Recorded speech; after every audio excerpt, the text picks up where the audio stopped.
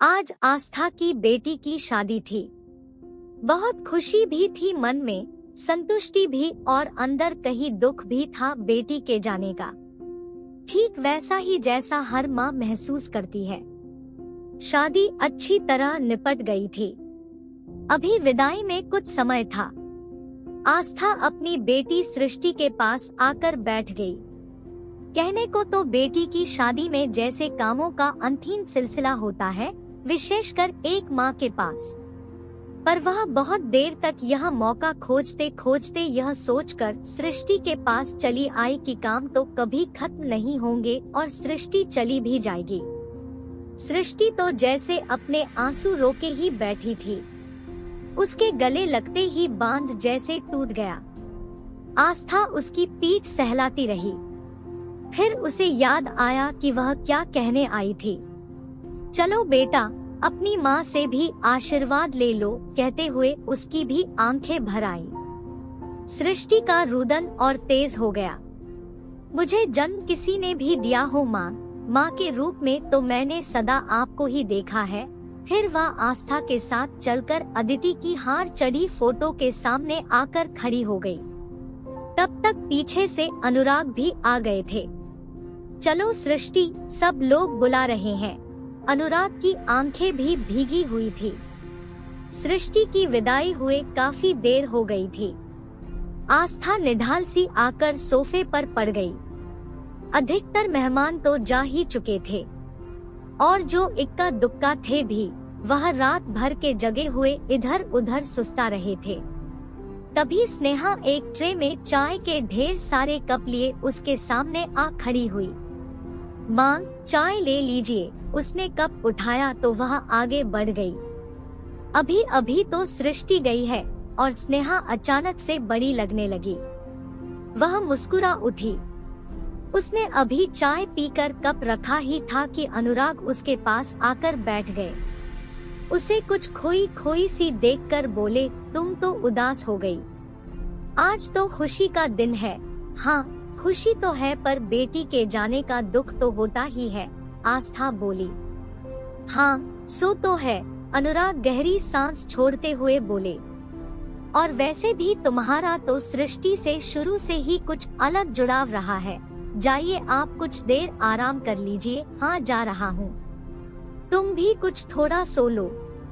कई रातें हो गई जागते जागते, कहते हुए वह उठ खड़े हुए, मगर उसकी आंखों में आज नींद नहीं थी। एक कुशन लेकर वह सोफे पर ही लुढ़क गई। न जाने क्यों मन पीछे कहीं अतीत में विचरने को आतुर था। आस्था का मन जैसे अतीत में भागा जा रहा था। कितनी खुश थी वह जब अनमोल से उसका विवाह तय हुआ था। यूं तो भाग्य ने अनायास ही उसे उसकी झोली में डाल दिया था, लेकिन उसे हमेशा लगता कि शायद वह खुद भी ढूंढती तो उस जैसे जीवन साथी न मिल पाता। प्रेम करने वाला, संस्कारी और मस्त मौला, हर नजरिए से परफेक्ट लगता वह उसे। वैसे अभी तो ऐसी कोई उम्र भी नहीं थी आस्था की। बस ग्रेजुएशन करके यूं ही शौकिया पास के एक प्ले स्कूल में छोटे छोटे बच्चों को पढ़ाना शुरू किया था। उसकी स्टूडेंट थी सृष्टि, जिससे उसे खास लगाव था, क्योंकि वह बेहद प्यारी और अनुशासित थी। वह उसकी माँ से अक्सर उसकी तारीफें करती रहती थी। उसकी माँ अदिति से गहरी दोस्ती हो गई थी आस्था की। शुरुआत तो सृष्टि के विषय में बातों से ही हुई थी, मगर बात करते करते दोस्ती इतनी बढ़ी कि वह लोग व्यक्तिगत बातें भी साझा करने लगे। अदिति ने ही एक दिन मजाक मजाक में उससे कहा था कि उसके भाई अनमोल के साथ आस्था की जोड़ी बहुत अच्छी रहेगी और दोनों एक ही जाति के हैं, तो परिवार वालों को भी कोई आपत्ति नहीं होगी। अदिति के छोटे भाई अनमोल अभी इंजीनियरिंग करके नौकरी करना शुरू किया था। आस्था ने तो उसकी इस बात को मजाक में उड़ा दिया था, पर अदिति तो गंभीर थी इस मामले में। उसने एक दिन बहाने से आस्था और अनमोल को मिलवाया था, क्योंकि अदिति का मायका भी उसी शहर में था। बस फिर क्या था, आस्था ने अनमोल को पसंद कर लिया था और अनमोल ने आस्था को। और उनके घरवालों ने उनके इस रिश्ते को, कभी कभी आस्था को लगता कि सब कुछ इतनी जल्दी हो रहा है, अभी तो उसे आगे भी पढ़ाई करनी थी। मगर अदिति ने शादी के बाद कर लेना कहकर उसे आश्वस्त कर दिया था, और सब कुछ इतना अच्छा था कि ना कहने का कोई कारण ही नहीं था। आस्था तो अपने मम्मी पापा की इकलौती संतान थी, पर अनमोल का परिवार बड़ा था। अनमोल और अदिति के एक बड़े भाई और थे, अमित। कुल मिलाकर उसके घर में उसकी माँ, बड़े भाई भाभी, उनके 2 बेटे और अनमोल थे। पिता की मृत्यु हो चुकी थी। अदिति दोनों भाइयों में बीच की थी। उसकी शादी शहर में ही हुई थी और उसके पति अनुराग अच्छी सरकारी नौकरी में थे। उसकी 4 साल की बेटी सृष्टि थी। कुल मिलाकर सभी खुशहाल थे। और अनमोल और आस्था की शादी के बाद तो उनकी खुशियों को 4 चांद लग गए थे। आस्था और अनमोल की शादी के बाद चंद महीने तो यूं पंख लगाकर उड़ गए थे कि पता ही न चला। इतना खुशमिजाज और जिंदादिल था अनमोल। बात बात पर गुनगुनाना, चुटकुले सुनाना तो उसकी आदत में शुमार था। आस्था पर तो हमेशा प्यार बरसाता रहता, पल पल उसे बाहों में भर लेता।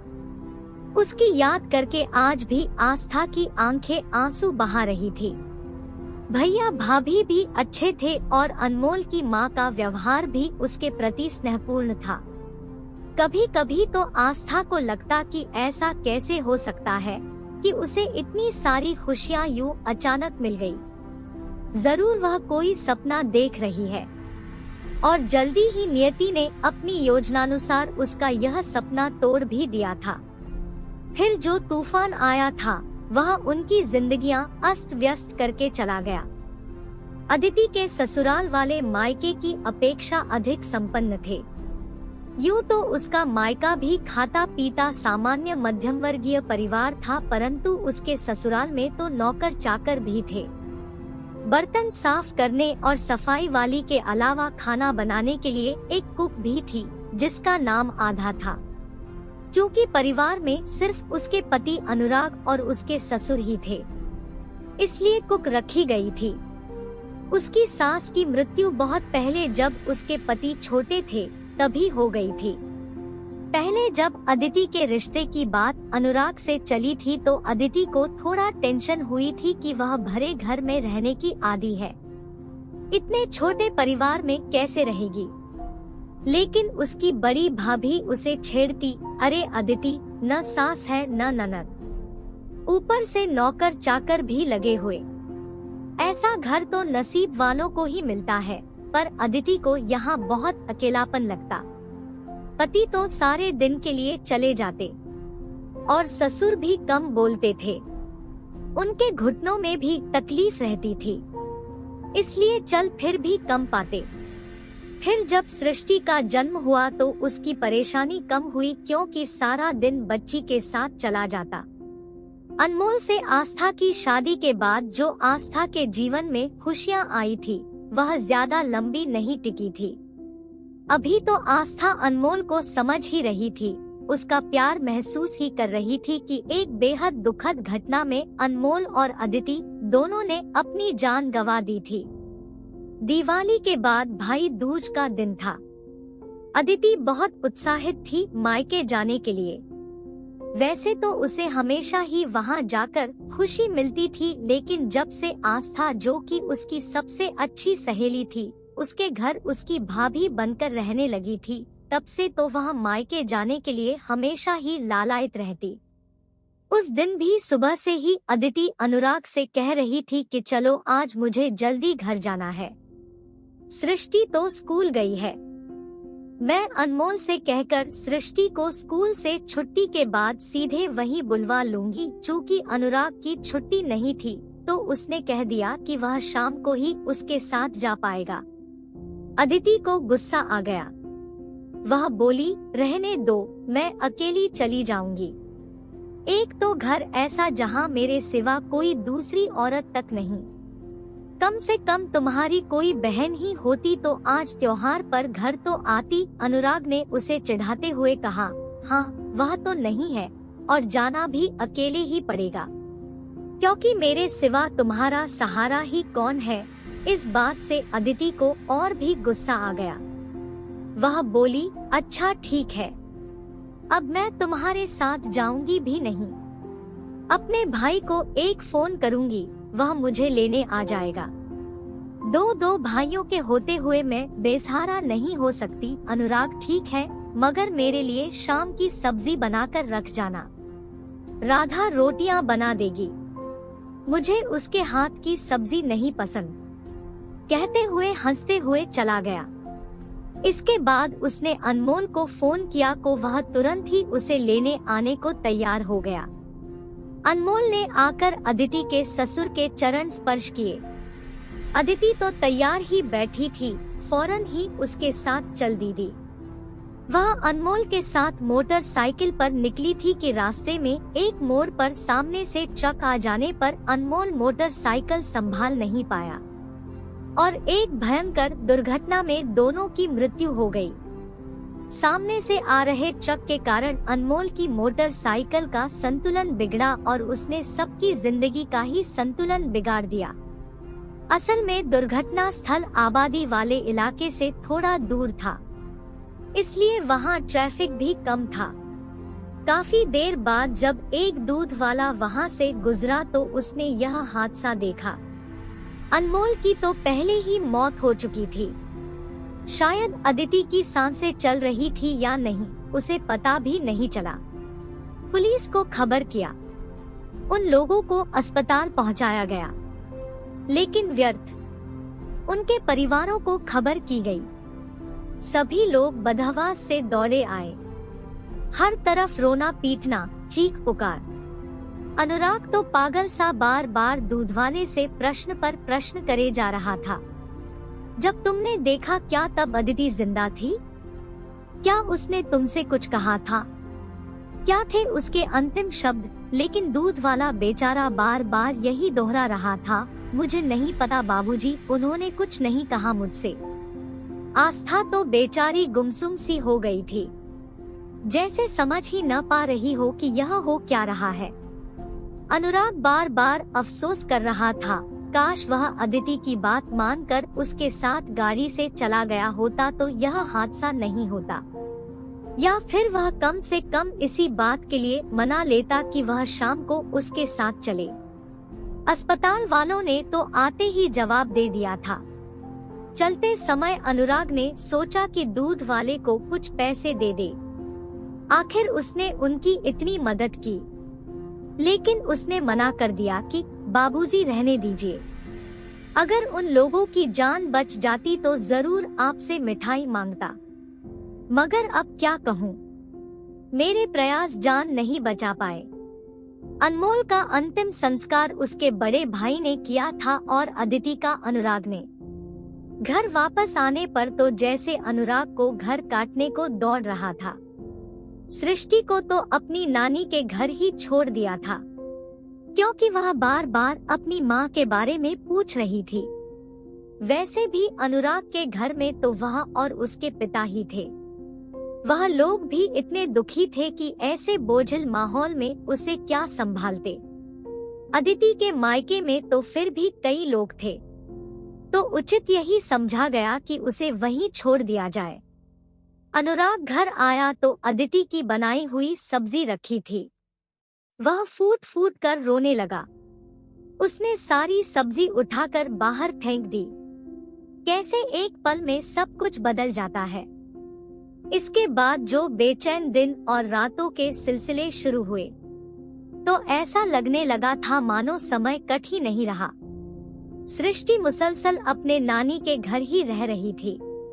दरअसल वहाँ उसकी नानी, दोनों मामियाँ थी उसकी देखभाल के लिए, और बड़ी मामी के लड़के भी थे, तो उसका समय कट जाता था।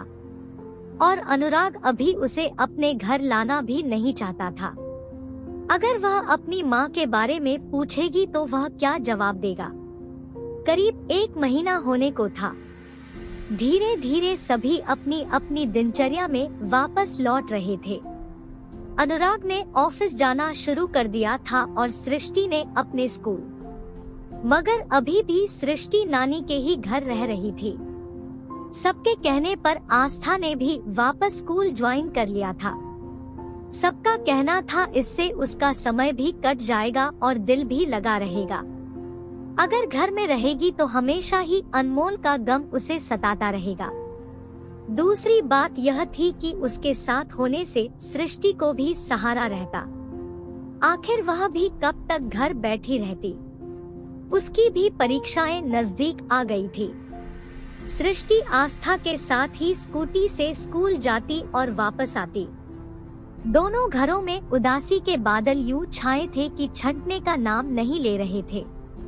अनुराग का दिन तो किसी तरह ऑफिस में कट जाता था, लेकिन घर वापस आते ही उसे इतना खालीपन लगता मानो किसी चीज में मन नहीं लगता। न खाना खाने का मन करता, न नींद आती, न किसी भी गतिविधि में मन लगता। रात में भी खाली यूं ही शून्य में ताकते रहता।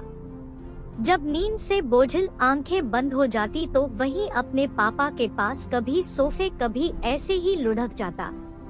कुछ ऐसा ही हाल आस्था का भी था। वह समझ ही नहीं पा रही थी कि क्या सच में ऐसा हो गया है। क्या सच में उसका और अनमोल का इतना ही साथ था। उसे यकीन नहीं हो रहा था कि नियति उसके साथ इतनी निष्ठुर हो सकती है।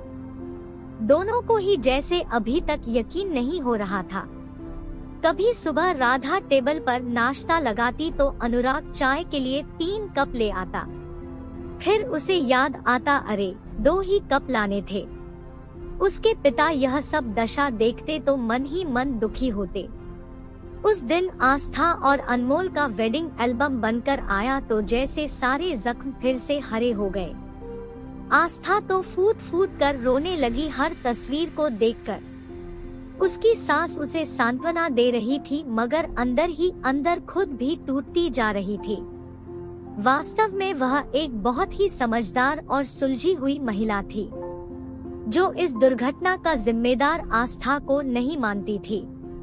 और कोई सास होती तो आस्था को मनहूस मानती और बुरा व्यवहार करती, लेकिन वह ऐसी नहीं थी, बल्कि इस दुख में वह आस्था का साथ दे रही थी। खुद दुखी होते हुए भी आस्था को दिलासा दे रही थी। उस माँ का दुख तो एक माँ ही समझ सकती है, जिसके कलेजे के 2 टुकड़ों को सीने से निकालकर फेंक दिया गया हो। पर इसके विपरीत आस्था की जेठानी का उसके प्रति व्यवहार बदल गया था। वह उसे घुमा फिरा कर इस बात के लिए ताने देती रहती कि उसकी वजह से ही यह सब कुछ हुआ है। एक तो इतना बड़ा गम, ऊपर से यह सब आस्था को और परेशान कर जाता। यहाँ तक कि सृष्टि अब उसकी बड़ी मामी की नजरों में इस कदर खटकने लगी थी कि वह अपने बेटों और सृष्टि में भेदभाव करने लगी थी। अक्सर अपने बच्चों के लिए खाने पीने का सामान बाजार से मंगवाती और सृष्टि से छिपकर उन्हें खिला देती। आस्था बिन माँ की बच्ची के साथ यह भेदभाव देखती तो द्रवित हो उठती। ऐसा नहीं था कि यह सब कुछ आस्था की सास से छुपा हुआ था, पर वह अपनी बड़ी बहू से कुछ कह नहीं पाती क्योंकि शायद उसे अपने पति का भी समर्थन हासिल था। असल में अनमोल का बड़ा भाई भी अनमोल की मृत्यु के बाद आस्था से बैर रखने लगा था। आस्था के माता पिता भी उसे अपने पास बुलाते कि कुछ दिन वह यहाँ रह जाए तो उसका मन बहल जाएगा, पर आस्था ही मना कर देती। एक तो उसके स्कूल में परीक्षाएं थी तो उसे छुट्टी नहीं मिल सकती थी। दूसरा, वह सृष्टि को यहाँ अकेला छोड़कर नहीं जाना चाहती थी।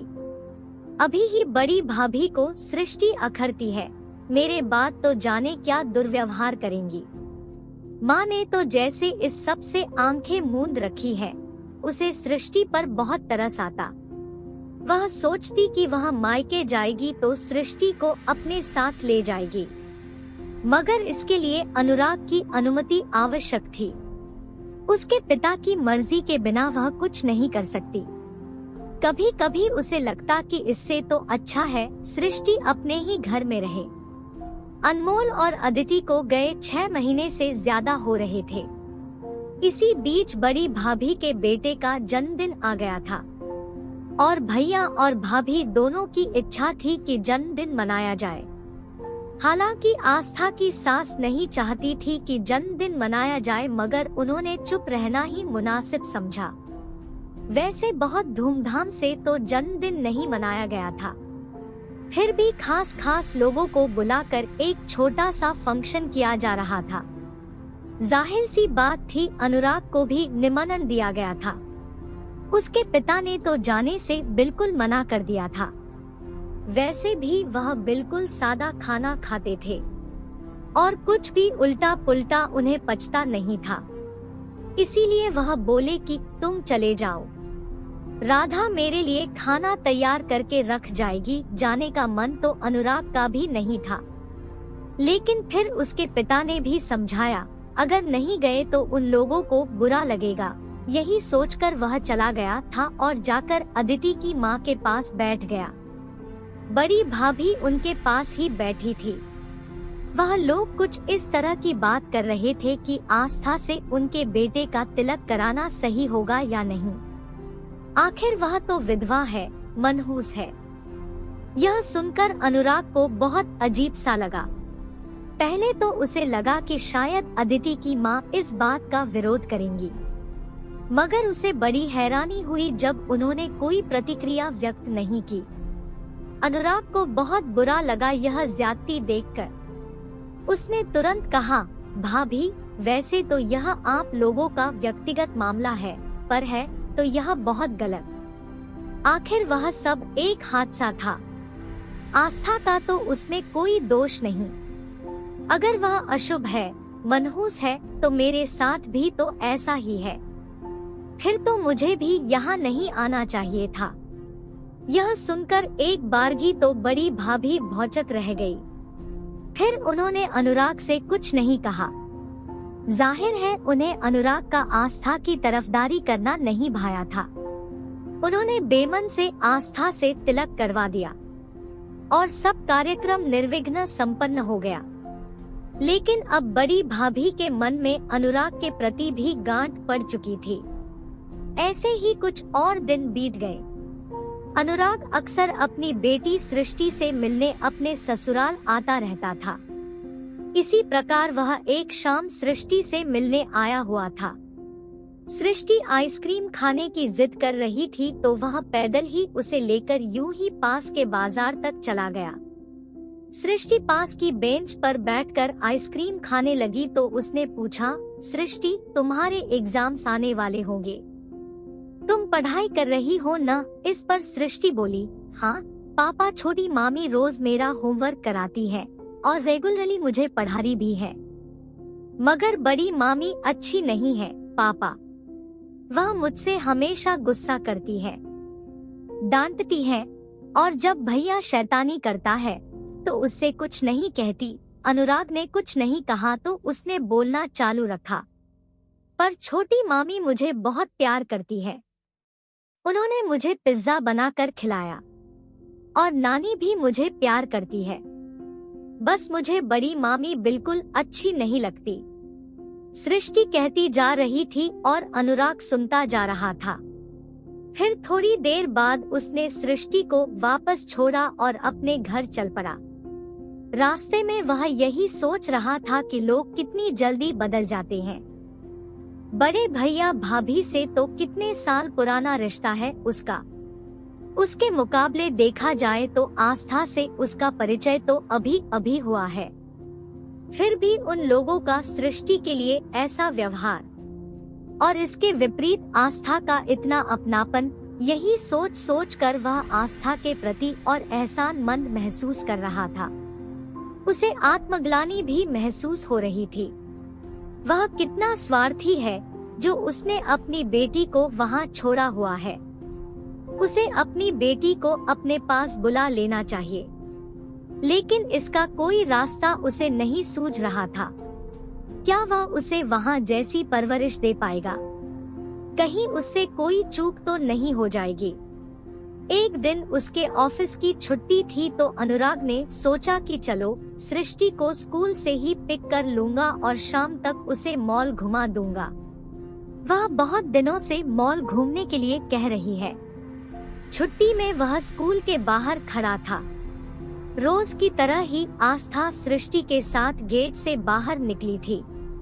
अनुराग ने जैसे ही सृष्टि को अपना प्लान बताया, सृष्टि एकदम खुश हो गई और आस्था से भी साथ चलने की जिद करने लगी। आस्था ने उसे प्यार से मना कर दिया और अपनी स्कूटी बाहर निकालने लगी। सृष्टि फिर भी नहीं मान रही थी, तो अनुराग ने भी उससे कहा, चलो आस्था, तुम्हारा भी मन बदल जाएगा। कितने दिनों से तो बस घर से स्कूल और स्कूल से घर। आस्था सकुचा सी गई। यूँ कोई हर्ष तो नहीं था, मगर अम्मा और बड़ी भाभी न जाने क्या सोचे। मगर सृष्टि नहीं मान रही थी। मगर मेरी स्कूटी, आस्था हार कर बोली। स्कूटी यही छोड़ दो, स्कूल में चौकीदार तो है ही। अनुराग ने चौकीदार से भी बात कर ली। उसने कह दिया कि 1-2 घंटों की कोई बात नहीं, स्कूटी यही रहने दो, वह तो यहाँ रहता ही है। आस्था शाम से पहले ही सृष्टि को लेकर वापस आ गई थी, मगर लौटते हुए यही सोच रही थी कि बड़ी भाभी और अम्मा क्या कहेंगी। उनको वह सब बता ही देगी। आखिर छुपाने जैसी कोई बात नहीं। उसे पता है उसने कोई गलत काम नहीं किया है, मगर फिर भी मन में एक डर था, विशेषकर बड़ी भाभी से, क्योंकि वह तो वैसे भी आजकल उसकी गलती ढूंढती रहती है।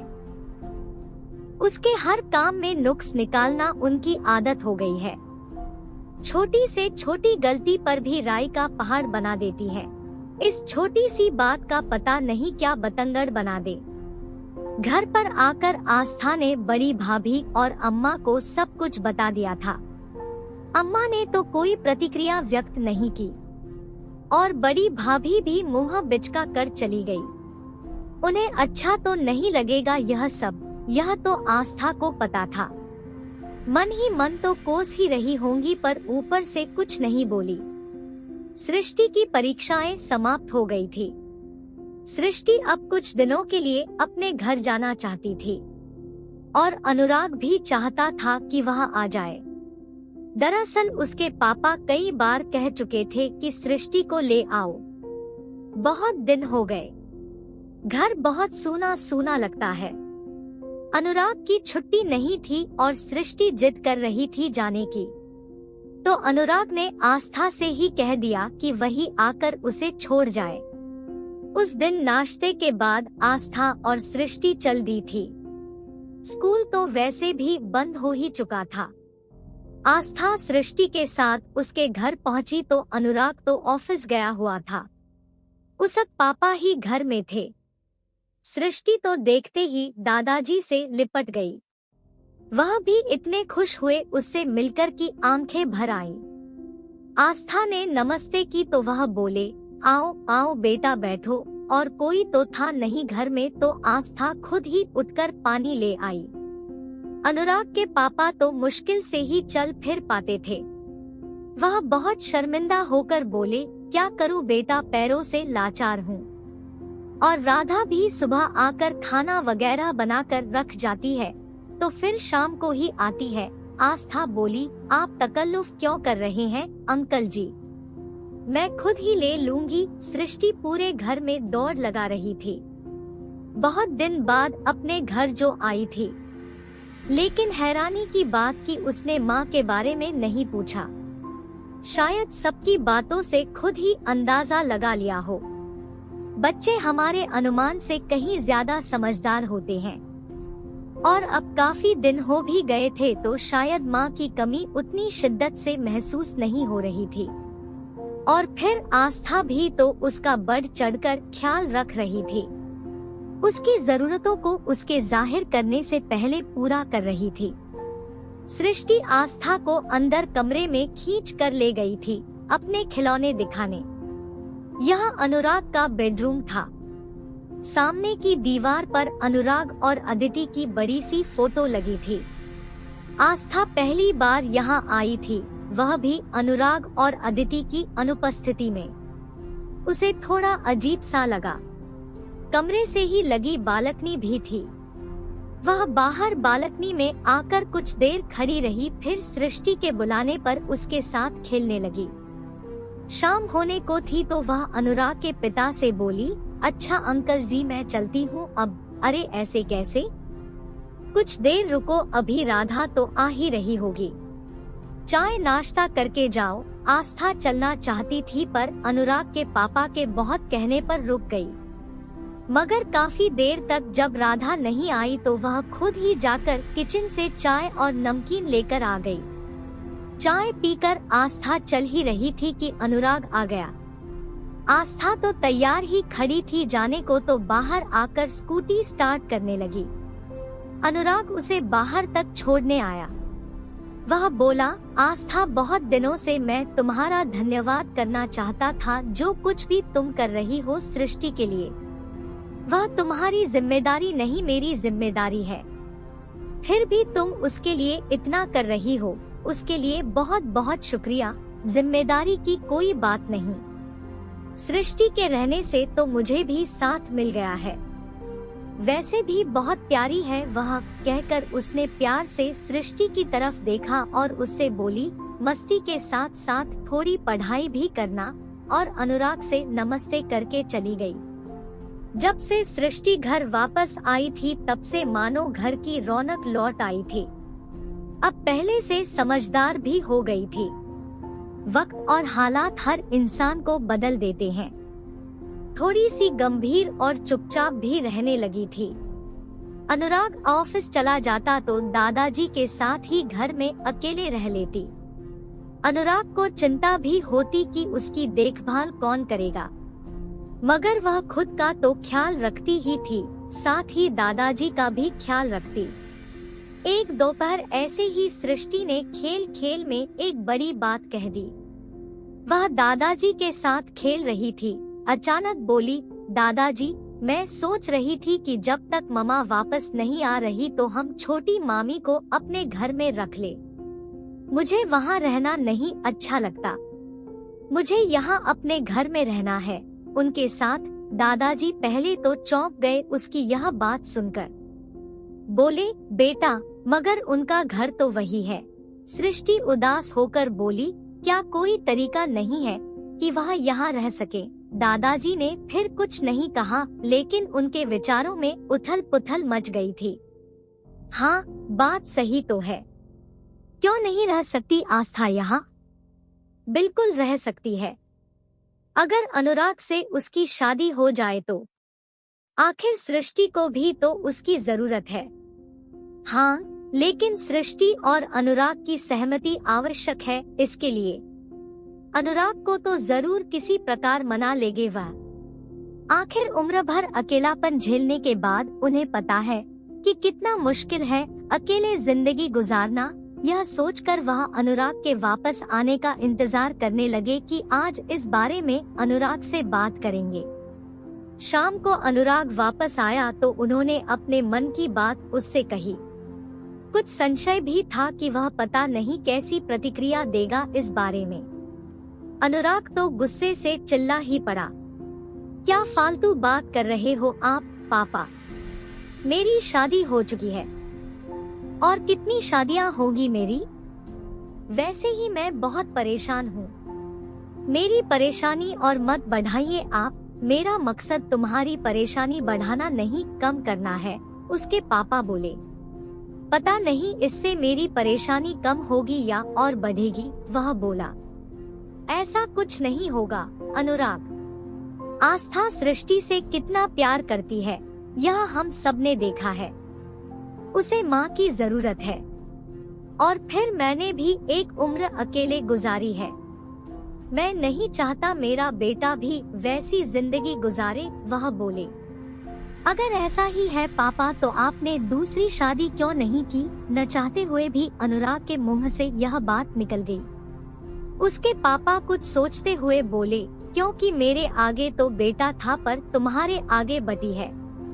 एक बेटी को माँ की ज्यादा जरूरत होती है बेटे की तुलना में। यह कौन सा तर्क हुआ पापा की बेटी को माँ की ज्यादा जरूरत होती है? फिलहाल जो भी हो मुझे यह मंजूर नहीं। मेरी जिंदगी जैसे गुजर रही है उसे मैं वैसे ही बिताना चाहता हूँ, कहकर अनुराग ने बात ही खत्म कर दी। अनुराग ने तो साफ इनकार कर दिया था, मगर उसके पिता को यकीन था कि वह उससे अपनी बात मनवा लेंगे। लेकिन आस्था की सास से बात करना टेढ़ी खीर थी। आखिर सास बहू का रिश्ता ही ऐसा होता है। और फिर आस्था के माता पिता की अनुमति भी तो जरूरी थी। इस रिश्ते में तो 2 की बजाय 3 परिवार शामिल थे। पर अनुराग के पिता को तब आश्चर्य मिश्रित हर्ष हुआ जब आस्था की सास बोली, आपने तो मेरे मन की बात कह दी। यह बात तो बहुत पहले मेरे ज़हन में आई थी, मगर मैंने कभी आपसे कहा नहीं, क्योंकि मुझे लगा पता नहीं आप क्या सोचे। असल में अनमोल की मृत्यु के बाद मेरे बड़े बेटे और बहू का आस्था के प्रति बर्ताव बहुत बदल गया है। मुझे तो कभी कभी आस्था पर तरस आता है। मैं खुद उसकी यहाँ से मुक्ति का रास्ता खोज रही थी, मगर मुझे वह मिल नहीं रहा था। यह तो बहुत अच्छा रहेगा। मैं इस बारे में आस्था के माँ पापा से बात करूंगी कि हमारी यह इच्छा है। और सचमुच उन्हें भी कोई ऐतराज नहीं था। आस्था की माँ बोली, अगर आस्था की और अनुराग के परिवार की सहमति है तो हमें क्या आपत्ति हो सकती है। हमें तो बहुत खुशी होगी। लेकिन जब आस्था से उसकी सास ने यह बात पूछी तो वह बिल्कुल खामोश हो गई और बिना कुछ कहे गुमसुम होकर वहां से चली गई। उन्हें बहुत हैरानी हुई। उन्हें तो लगता था कि वह अनुराग को पसंद करती है।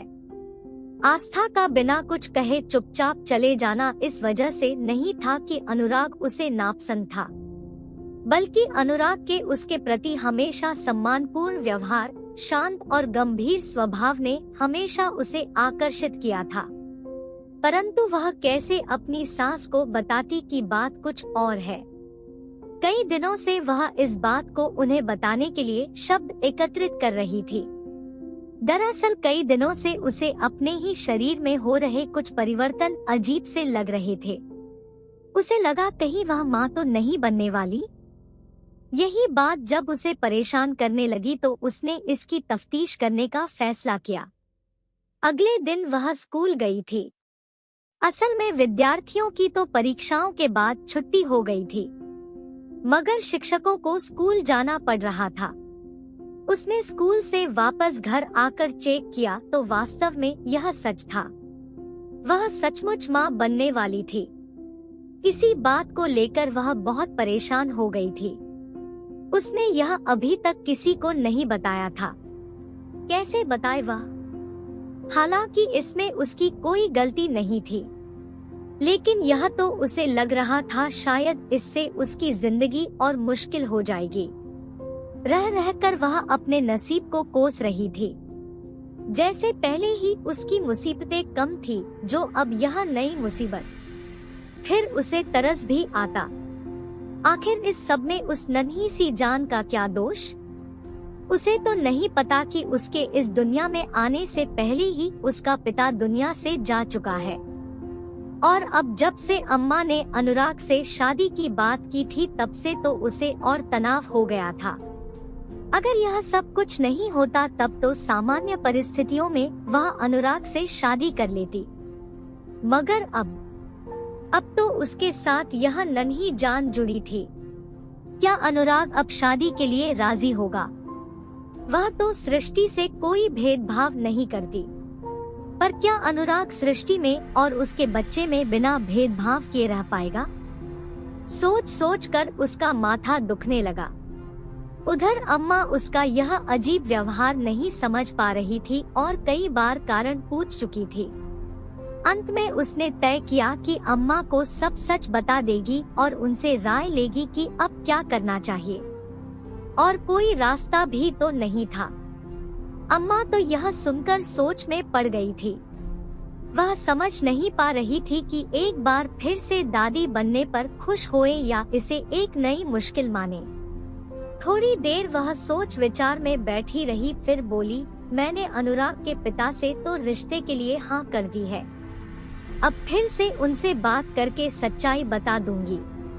वह अब भी इस शादी के इच्छुक है तो ठीक, नहीं तो इस बात को यहीं खत्म करो। फिर बोली, और तुम अपने माँ पापा से भी पूछ लो, उनकी क्या राय है। हाँ, मैं उनसे तो बात तो कर लूंगी, मगर मुझे आपसे एक बात कहनी थी। आस्था ने इस तरह कहा तो अम्मा के मन में अनेक शंकाओं ने जन्म लिया कि न जाने अब क्या बात है। हाँ बोलो अम्मा, मैं अनमोल की इस निशानी को मिटाना नहीं चाहती। मैं इस बच्चे को जन्म जरूर दूंगी, आस्था ने कुछ सख्त लहजे में कहा। अरे तू क्या कह रही है, यह तो मैं खुद नहीं चाहती। मैं भी अपने अनमोल की आखिरी निशानी को क्यों खत्म करूंगी, मैं तो उसे सीने से लगा कर रखूंगी। अम्मा ने कहा तो आस्था को तसल्ली हुई कि चलो उसकी और अम्मा की राय एकमत है। आस्था ने जब अपने मम्मी पापा को यह बात बताई तो वह थोड़े खुश भी हुए और थोड़े चिंतित भी। अब मुझे क्या करना चाहिए, उसने उनसे ही पूछा। देखो बेटा, फैसला तुम्हें ही करना है, जैसा तुम चाहो। तुम ही अपना भला बुरा बेहतर समझ सकती हो। अपनी सासू माँ से बात करो इस विषय में, वह तुम्हें सही सलाह देगी। जब अगले दिन आस्था की सास ने अनुराग के पिता को यह बात बताई तो वह भी थोड़ा सोच में पड़ गए। बोले, अनुराग से मेरी शादी के बारे में तो बात हुई थी, उसे मैंने राजी भी कर लिया है, लेकिन जहाँ तक आस्था के बच्चे की बात है, मैं फिर से उससे इस बारे में बात करूंगा। अनुराग के पिता ने जब उसे आस्था की प्रेगनेंसी के बारे में बताया तो उसने कोई प्रतिक्रिया नहीं दी। उसे समझ ही नहीं आया कि वह क्या कहे इस बारे में। सच कहा जाए तो उसे कुछ ज्यादा फर्क नहीं पड़ता था इस बात से। वह तो आस्था के साथ शादी के ही पक्ष में नहीं था, मगर पापा के बार बार कहने और जोर देने से वह इस बारे में सोचने पर मजबूर हो गया था। जब वह सृष्टि की ओर देखता तो उसका कलेजा मुंह को आने लगता। बड़ी मुश्किल से तो अदिति के जाने के बाद वह संभली थी। उसकी बिन माँ की बच्ची फिर से बिन माँ की हो जाएगी, लेकिन इसके लिए आस्था क्या पूरी जिंदगी उसकी देखभाल करती रहेगी? आखिर उसकी भी अपनी जिंदगी है। आज नहीं तो कल अगर वह किसी और से दूसरा विवाह करना चाहे तो उसे पूरा हक है ऐसा करने का। उसके आगे उसकी पूरी जिंदगी पड़ी है। वह सृष्टि की वजह से बैठी तो नहीं रहेगी। आज तो वह अनुराग से शादी करने को राजी है, अगर कल न हो तो? यही सब सोच सोच कर अनुराग इस नतीजे पर पहुंचा था कि उसे आस्था से शादी कर लेनी चाहिए। और सच पूछा जाए तो आस्था के होने वाले बच्चे से भी उसे कोई बैर नहीं था। आखिर उस मासूम जान का क्या दोष है? यही सब सोचकर उसने पापा से कह दिया, पापा मुझे उसके बच्चे से कोई ऐतराज नहीं। मेरा आस्था से शादी का मकसद सिर्फ सृष्टि है, उसके अलावा मुझे किसी चीज से कोई फर्क नहीं पड़ता। अनुराग के पापा से जब आस्था की सास ने बात की तो उन्होंने अनुराग की बात दोहरा दी कि उसे इस बात से कोई फर्क नहीं पड़ता। आस्था की सास तो खुश हो गई यह सुनकर, मगर जब उन्होंने आस्था को यह बात बताई तो उसके मन में कुछ संदेह उपजे। अम्मा, उनका शादी के लिए राजी होने के पीछे सृष्टि वजह है, यह स्वार्थ है उनका। कहीं उन्होंने मेरे बच्चे के साथ कोई दुर्व्यवहार किया तो? अम्मा यह सुनकर उसे आश्वस्त करते हुए बोली, ऐसा कुछ नहीं है आस्था। मैं अनुराग को पिछले 6 सालों से देख रही हूँ। वह ऐसा नहीं है कि बच्चों के साथ दुर्व्यवहार करे। तुम निश्चिंत रहो। पर अम्मा के आश्वासन के बाद भी आस्था ने सोचा कि वह एक बार अनुराग से इस बारे बात जरूर करेगी। उसने एक दिन अनुराग को फोन किया। अगर आप ऐसा सोच रहे हैं कि यदि आप मुझसे शादी नहीं करेंगे तो सृष्टि के लिए मेरा प्यार कम हो जाएगा, तो ऐसा हरगिज नहीं है। सृष्टि के लिए मेरे दिल में एक विशेष स्थान है, जो तब भी रहेगा जब मैं खुद माँ बन जाऊंगी। सृष्टि की देखभाल के लिए आपको मुझसे विवाह करने की कोई आवश्यकता नहीं, आस्था ने स्पष्ट शब्दों में अनुराग से अपनी बात कह दी थी। अनुराग ने इस बात की कल्पना भी नहीं की थी कि आस्था उससे कभी ऐसी कोई बात कह सकती है। वह इस अप्रत्याशित हमले से थोड़ा लड़खड़ा गया। कुछ क्षण रुककर वह बोला, हाँ, यह सच है कि तुमसे शादी करने की सबसे बड़ी वजह सृष्टि ही है। लेकिन अगर तुम यह सोच रही हो कि तुम्हारे गर्भवती होने की बात से मेरे ऊपर कोई फर्क पड़ता है, तो यह संशय अपने मन से निकाल दो। मेरी ओर से तुम कभी सृष्टि और अपने बच्चे में भेदभाव नहीं पाओगी। यह सुनकर आस्था कहीं अंदर तक संतुष्ट हो गई थी। अब उसे किसी प्रकार का संदेह नहीं था। उधर जब से आस्था से अनुराग की शादी की खबर उसकी बड़ी भाभी को पता चली थी, वह हर समय आस्था पर व्यंग्य बाण छोड़ती रहती। हाँ भाई, बिल्ली के भाग्य से छींका टूट गया। इतना अमीर घराना मिल रहा है तो अपनी किस्मत पर तो इतराएगी ही। यह सब जब अनमोल के बड़े भाई ने सुना तो उसे अकेले में समझाया, बार बार यह सब बातें मत बोलो। यह अच्छा ही है कि वह यहाँ से जा रही है, वरना अगर वह यहाँ रहेगी तो उसे प्रॉपर्टी के बंटवारे में हिस्सा देना पड़ेगा। और अब तो वह माँ भी बनने वाली है। अनमोल था तो और बात थी, मगर अब मैं इसे फूटी कौड़ी भी नहीं देना चाहता। इसलिए अड़ंगा मत लगाओ और शांति से यह शादी हो जाने दो। तब जाकर वह शांत हुई। अनुराग सादगी से कोर्ट मैरिज करना चाहता था, इसलिए निश्चित दिन कोर्ट जाकर शादी करना तय हुआ। अपने घर से केवल अनुराग और उसके पिता, आस्था के ससुराल वाले और उसके माता पिता, इतने ही लोग आए थे, जिसमें केवल घरवाले ही थे। अगले दिन अपना सामान लेकर आस्था अनुराग के साथ उसके घर रहने आ गई थी। अगर आपको कहानी अच्छी लगी तो वीडियो को लाइक और चैनल को सब्सक्राइब जरूर करें, ताकि आपको रोज नई नई कहानियाँ सुनने को मिले। कमेंट में जरूर बताएं कि आपको कहानी कैसी लगी और आप हमारी पुरानी कहानियों को भी सुन सकते हैं। धन्यवाद।